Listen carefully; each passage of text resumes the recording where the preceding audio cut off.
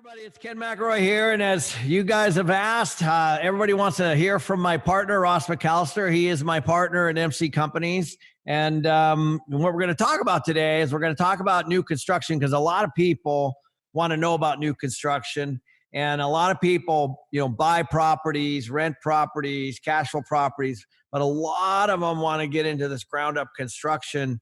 And so, what you guys might not know is when I first got into the business, I didn't know how to do it either. And so one of the benefits was partnering up with my partner, Ross McCallister, with he is MC of MC Companies. And Ross is on with us right now. Hey, Ross. Hi, Ken. How you doing today? Good. So good. I know that, like when we met, I knew how to manage properties and I knew how to, make them run better and on all those things. But like new construction to me just seemed like, something that is like reading Chinese, like how in the heck am I going to do that? So it's interesting now we've done a bunch of it, obviously through you, but this is a question that comes up a lot. And I think a lot of people think it's this big jigsaw puzzle that they'll never master, and so, can you talk a little bit about, perhaps how you got into this? And of course, now we're building, our projects these days are 40, 50, $60 million, but back in the day, like I couldn't even imagine that back in the day. So how'd you get started and where are we now? So I learned about construction from doing financing for construction projects when I worked for the Savings and Loan Association, of which you probably know I was the youngest savings and loan president of the United States, but that's another podcast. Oh my gosh. But I learned about and how to work with contractors, and I learned it from the financing side. And the guy who taught me how to do it, he helped me learn how to break down the components of a construction project so that I could identify what was done and what was not done, and I could identify and I learned something about whether it was quality or not. I'm certainly no builder, and from a hands-on point of view, I joke that the tools in my construction company consist of a legal pad and a cell phone, but I do know how to work with people, and I learned from the banking side of the business about components and about how to protect yourself to make sure that the draws that you're making for a construction loan are covered by the percentage of completion that you're into. So that's how I learned. That's how I first got into it. When I came to Tucson to work for a real estate syndicator in 1983, one of the things I was hired to do was manage the contractors that we hired for our construction projects. And then when I started my own firm in 1985, I wasn't going to do construction. I was going to farm it all out and just hire a contractor, and I was going to hire a management company. Everything was going to be third party, and I was just going to do basically investments. But I rapidly figured out that the key to success in owning in apartment complexes and in developing them is you have to be integrated vertically to be able to have control over that process. By that I mean the investor, the development, the construction, and management. That all has to be, you have to have total control over that. And the only way I could figure that out was to have it all in-house. So I got a construction license. It took me 3 tries to pass the test, but I passed it, and I did my first project in 1985, 86, or 86, 87. It was 96 units at a total cost of under $3 million. For 96 units. Oh my gosh. You have more than that in your wallet now. I wish. So that's how I got into it. And one of the key to it to me is it's all, you find good people, same as almost just about anything. And specifically in the apartment construction business, there are guys who specialize in apartments, and those are the people you need to work with. If you want to have a bad project, try and teach an electrician who does new home construction to do apartments. Oh, no kidding there. So let's go back real quick to talk about the components, because I find that really interesting. So you were looking at whether you want to lend the money to these folks to build. And so what are some of the components you were looking at? Well, let's talk about the components I started looking at when I started the company, I think, because I think that might be more meaningful. Because frankly, all I did, when you were a lender, you look at the same things that you always look at. You look at the quality of the sponsor, and you look at the quality of their experience, and you look at the market and determine whether the market's going to support the project that they want to build, and whether they have the financial capability to pull it off, which is what people look at us for. From our point of view, and this is from the first day that I was in business to today, the same analysis is basically what it is. I look at a piece of land and define basically what it is I want from a piece of land. So in our case, we look at, we look at the visibility. For instance, as you know, we don't want to be on a side street where there's no visibility. And although people will tell you that's less important today because of internet, but I don't believe it. I think still drive-by traffic and visibility is what leads to success in apartment rentals. So you want traffic, but not too much traffic, and you want access to arterials such as the freeways or the parkways or where it's easy for people to get to work in various places. I look at the distance to employment, to major employment centers, and to schools and shopping centers, and I try and find a site that is in between a place where people want to live and a place where people want to work. So not too residential. And basically this was, we've specialized in workforce housing. I think if we went a little more higher end product, we'd be more interested in being on a golf course or in a residential subdivision. But for our basic workforce housing business, you look for something that's not too residential, but not too commercial, and in between where people want to work and where they want to live. Right. And I know, like, when obviously for you guys who don't know, Ross and I are always talking about dirt. We're always talking about land. And so we have brokers out looking for stuff and sending us stuff, and we're meeting with them, and we're on calls with them every week. And so, what we do is, for example, we were looking at that one piece. I think it was $9 million for the land. And it included plans. Okay. So, here we are looking at this piece for $9 million that included plans. So great location. But if you remember, it didn't have an off ramp and on ramp. It was next to the freeway, but you had to. It wasn't accessible, even though it looked like it from a map. I remember that.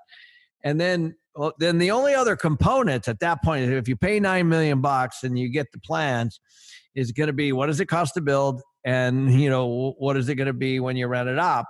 And it's from there. It's just math, right? Right. We just back into it. Right. So once you identify a piece of land, then you start to, and one of the things I can do, and you and I can do together, and we do it all the time, is if we see a 10-acre piece, we say that's 200 units, or that's 220 units, or it's 240 units, or it's 18 units, or whatever, because of the topography. So you have to look at, identify that in identifying the site, you really have to be able to start looking and saying, okay, what do I really want to do? And we are very specialized in construction. We only do garden apartments. We only do multi-story. We have not done a single family rental, not that we wouldn't, but someday, or we wouldn't do a mid-rise or a podium style either. But so far we specialize in garden apartments. So when it comes to that, we can identify a site rather quickly.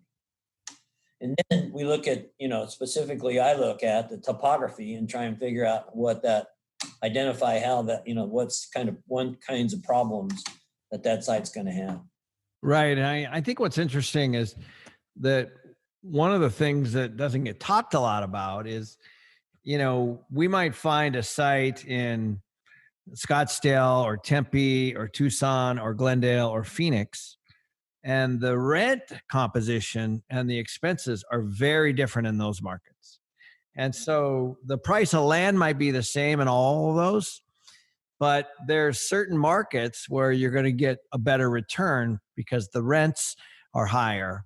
And so what happens though normally is land in those locations are a lot different in price. And so you're looking at the price of the land versus what you can get on the rent side, because construction generally for what we do, it doesn't know the difference, right? If we're building in Tucson or Phoenix or, Glendale or Scottsdale, the cost of construction's the same. That's correct. Within few cents. That's absolutely correct. Yeah. So the big variables are land. By the rents. What's that? It's all driven by the rents. And yeah. So right. And so the land price and the rents, but also the impact fees, so let's talk a little bit about those. And, first of all, what are impact fees? Well, cities and municipalities charge impact fees for the purpose of recovering the costs associated with developing roads, parks, and their own infrastructure. So there are the two components of impact fees basically are parks and roads, or maybe schools, but usually schools are separate because that's a separate. The schools will charge you impact fees as well. In addition to that, you got sewer connection fees, which are huge. Could be anywhere, could be close to $1,000 a unit, and you have building permits and or water hookup and meters and all kinds of stuff. But so you have a huge amount of municipal fees, most of which are available online, so you can look those up before you start your project. Yeah, and I think what some people might not realize is, you usually see like, don't build out here or NIMBY, not in my backyard, and all those kinds of things. But cities actually make a lot of money from new development. So they sit on their councils and they go, we're hearing the people. But at the end of the day, they're making millions of dollars, the cities, with these municipal fees, right? Especially when they charge the fees and then they don't do anything with the money except keep it.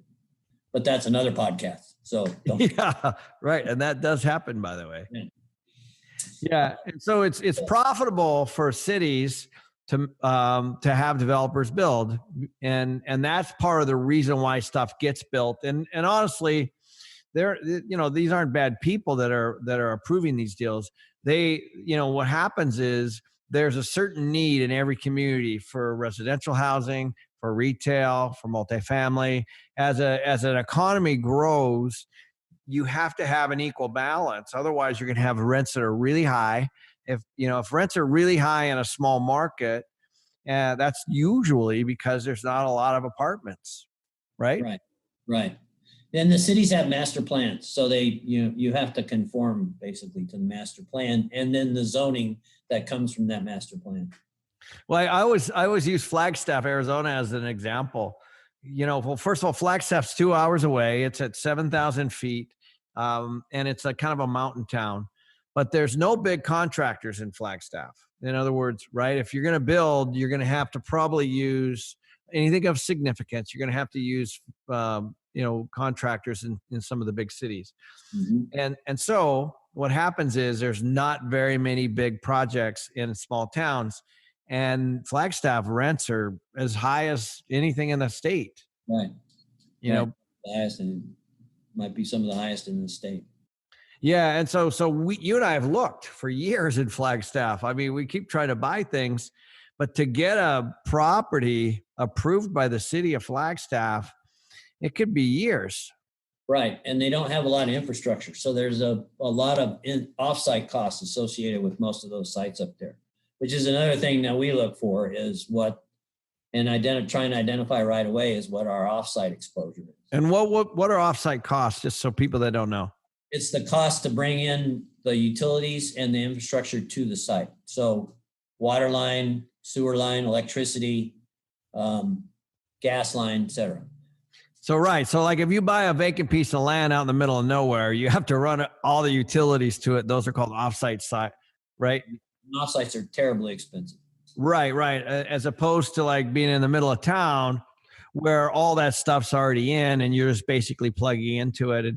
And so that's oftentimes also why land is cheap out in some of the more rural areas. And so when the people are looking at land development, a piece of property might be $1 million, and in town it might be 2 million. It might be better. You might be better off economically to build the $2 million one, right? Which I think the answer to that question is you're better off buying the property that people are going to want to live on and pay rent for. That's really the next step, is to determine what your market is and how much rent you can charge. So like in our case, one of the first things that I do after identifying a site is I just make up a unit mix. I don't usually even, at this point, I'm not engaged in the architect or engineer. So I'll just make up a unit mix, assuming what I know about the site. And many times if I look up the zoning, I can tell how many units I can do and what's feasible. And I do a pro forma, and I pro forma out the cost, which is complete swag. And then I pro forma at that stage. And then I pro forma the rents and the operating expenses, of course, of which we have tons of historical data for. And then I always get our marketing team involved, and our analysis, Shannon, involved as well. She does the rent stuff. She'll comp out the rents and determine what our rents are supposed to be. Look at that pro forma and say, okay, based on what we know, if we can hit these costs, these rents, then what's the return going to be to the investor? That's it. Yeah. And when we first started, you and I, we were doing that ourselves, right? Yeah. Right. And all that stuff's available now, especially online. Like you could go onto Zillow and see what rents are in an area, right? And you can generally get an idea what construction costs are, and you just add those three components, and and then of course usually we're pretty wrong on because the architect then gets involved and our unit mix changes and our rents are a little bit off. But if there's enough buffer there, like a lot of profit, you're still okay as you start to fine tune everything, right? Yeah. So basically the pro forma has a bunch of lines on it, and we just start confirming those lines one by one. What are the construction costs going to be? The impact fees, the development costs, the architectural and engineering. How long was it going to lease? How much interest reserve do we have? What our marketing costs should be? How much our pool and office furniture is going to cost? Right down to as much detail as possible. And I work with our project manager John Kraus in helping do that, and then we get a lot of input from our construction team as well.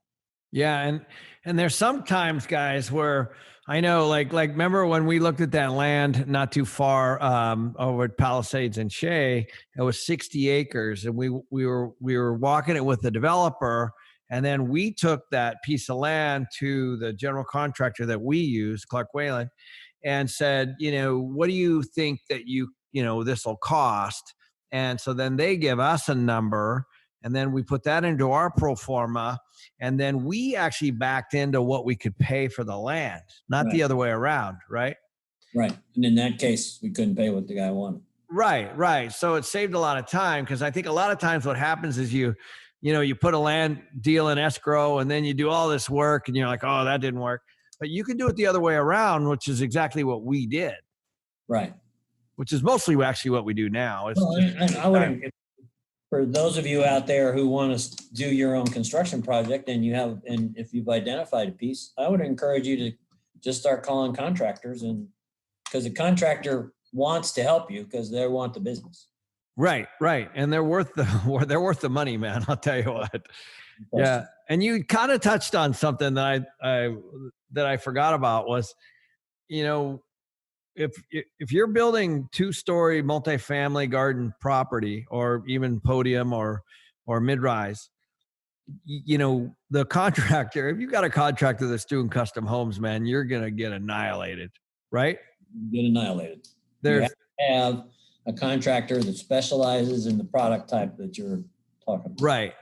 One's very production and one's very custom, and they're very different skill sets, very different trades, very different companies do those things. One's, like I said, production, almost like production home. And they know how to bid it. You're going to get killed. I've made that mistake. I know you've made that mistake, right? Well, the key to apartment construction is sequencing. And you need a contractor that understands how to get from building 1 to building 10 and in the same sequence that you need to deliver units. So for instance, you're going to pour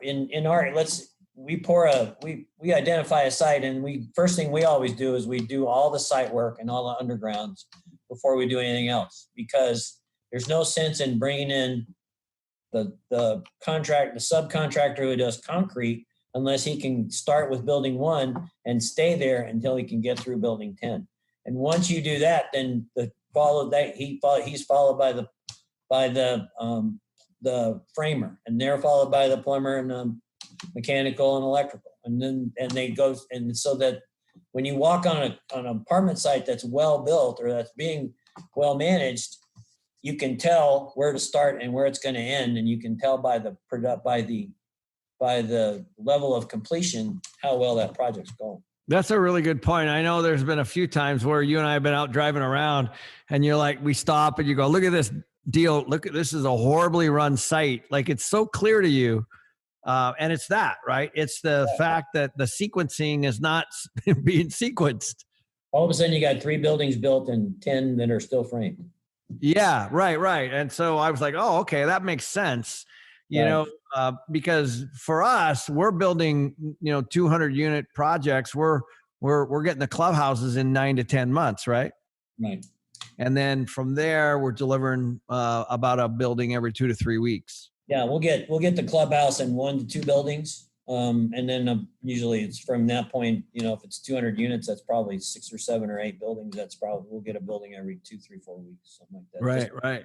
So, so the sequence is important. Now, before we wrap up, can you talk about the money itself? Like, obviously you got the equity and you got the debt, the construction costs, which, help you buy the land and build the building. That money, you touched on the draws, because I've seen a lot of mistakes in the draws, which is how you draw that money to pay your contractors. And then sometimes the contractors don't pay their people. And then there's liens, and it can be a kind of a mess. Can you talk just a little bit about that? Sure. So you get your equity. There's a debt and equity component, which of course is something that you have to raise your equity, and then you have to be able to get a bank loan, which usually even in our case can require guarantees. And the bank makes you put in your equity first. So you spend your money first before they start funding the deal. And then, but once the bank, so what happens is, what we do is we have our project manager, again, John Krause. John, when we get a draw from our general contractor, who we have incredible relationship with and very long-term relationship, 20 years. We have complete faith in him, but no matter what draw it is, John, and I used to be me, but mostly it's John now, and I do it periodically too, just to keep in practice. We walk the buildings and we determine what our percentage completion is in each building and determine whether that draw is correct or not. And if it's not, we'll push back on maybe the mechanical guy is stuck in building 2, and we'll say, hey, he's built through building 3. So why are we paying him if he's only through 2? So, right. So if there's 10 buildings and he's got 3 buildings done, you're saying, okay, you're owed a third. Right. Okay. So, and the bank pays you on a percentage of completion basis. So, if you're 10% complete, they'll give you 10% of your money. Simple as that. So, so we manage that very carefully. The other thing we manage in Arizona, it's easy because we have preliminary lien laws, whereas whereas anybody who does work on a project has to submit a preliminary lien notice, which is 21 days before they go on the job. And that goes to the contractor and the owner.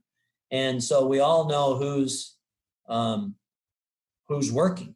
And when they do the draw, then we check all the preliminary lien notices to make sure that we have received that they're actually working.